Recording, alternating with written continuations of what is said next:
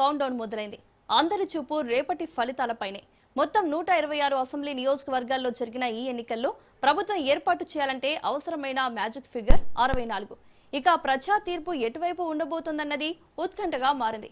ప్రస్తుతం అధికారంలో ఉన్న భారతీయ జనతా పార్టీ ముఖ్యమంత్రి హిమంత బిశ్వ శర్మ నేతృత్వంలోనే మరోసారి అధికారాన్ని కైవసం చేసుకోవాలని బలంగా ప్రయత్నించింది. అభివృద్ధి, శాంతి భద్రతలు, సంక్షేమ పథకాలతో ఓటర్లను ఆకట్టుకునే ప్రయత్నం చేస్తుంది.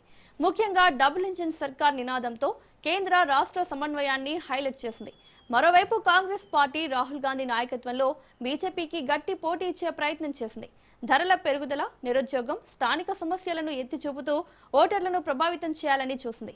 అయితే కాంగ్రెస్ క్యాడర్ బలం, కూటమి సమీకరణలు ఎంతవరకు వర్క్ అయ్యాయన్నది ఇప్పుడు ఆసక్తికరంగా మారింది. ఈ ఎన్నికల్లో జాతీయ నాయకుల ప్రచారం కూడా కీలకంగా నిలిచింది. ప్రధానమంత్రి నరేంద్ర మోదీ, హోంమంత్రి అమిత్ షా బీజేపీ తరఫున విస్తృత ప్రచారం నిర్వహించగా, కాంగ్రెస్ తరఫున రాహుల్ గాంధీ ప్రజల్లోకి వెళ్లారు. ఈ హై వోల్టేజ్ క్యాంపెయిన్ ఎంతవరకు ఓట్లుగా మారిందన్నది ఫలితాలు తేల్చనున్నాయి.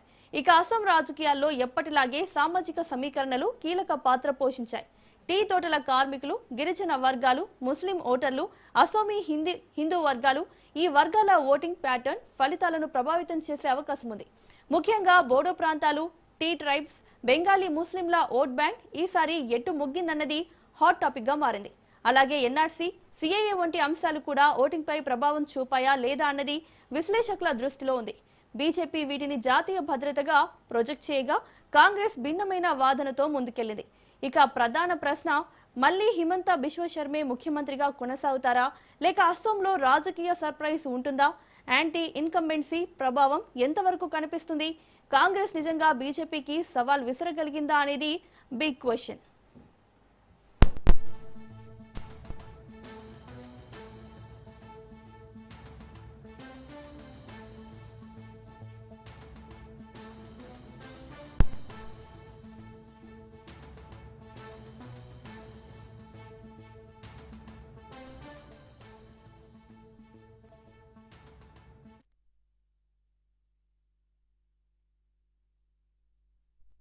అసోం రాజకీయాల్లో మూడో కోణంగా నిలిచిన party all India United democratic front. ఈసారి కూడా ఫలితాల సమీకరణాల్లో కీలక పాత్ర పోషించే అవకాశం ఉందా? ఇదే ఇప్పుడు హాట్ టాపిక్. 2021 అసెంబ్లీ ఎన్నికల్లో ఈ పార్టీ 16 సీట్లు గెలుచుకొని ప్రధాన ప్రతిపక్ష శక్తిగా నిలిచింది. పార్టీ అధినేత బద్రుద్దీన్ అజ్మల్ నేతృత్వంలో అసెంబ్లీలో ప్రభుత్వం విధానాలపై గళమెత్తుతూ, ముఖ్యంగా మైనారిటీ వర్గాల సమస్యలను ప్రస్తావిస్తూ ప్రతిపక్ష పాత్ర పోషించింది. అసోంలో ముఖ్యంగా దిగువ అసోం, బరాక్ వ్యాలీ ప్రాంతాల్లో, ప్రత్యేకించి దుబ్రి, బర్పేట, నాగావ్, కరీంగంజ్ వంటి జిల్లాల్లో ఏఐయుడిఎఫ్ కి గట్టి పట్టు ఉంది. ముస్లిం ఓటర్లలో ముఖ్యంగా బెంగాలీ ముస్లిం వర్గాల్లో ఈ పార్టీకి స్థిరమైన ఓటు బ్యాంక్ ఉంది. ఇదే బలం ప్రతి ఎన్నికల్లో ఈ పార్టీని ప్రాముఖ్యంగా నిలబెడుతోంది.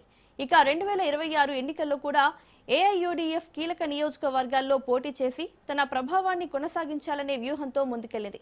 గతంలో కాంగ్రెస్ తో కలిసి పోటీ చేసిన అనుభవం ఉన్నప్పటికీ ఈసారి పూర్తి స్థాయిలో ఏ కూటమిలో ఉందా లేదా అన్నది ప్రాంతాల వారీగా మారుతూ వచ్చింది. కొన్ని చోట్ల స్థానిక సమీకరణలు, లోపాయికారి సర్దుబాట్లు ఉన్నాయన్న చర్చలు కూడా వినిపించాయి.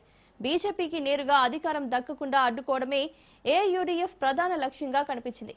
మైనారిటీ ఓటును ఏకీకృతం చేయడం, ప్రాంతీయ అసంతృప్తిని రాజకీయంగా మలచడం ద్వారా పరోక్షంగా బీజేపీకి సవాల్ విసిరింది.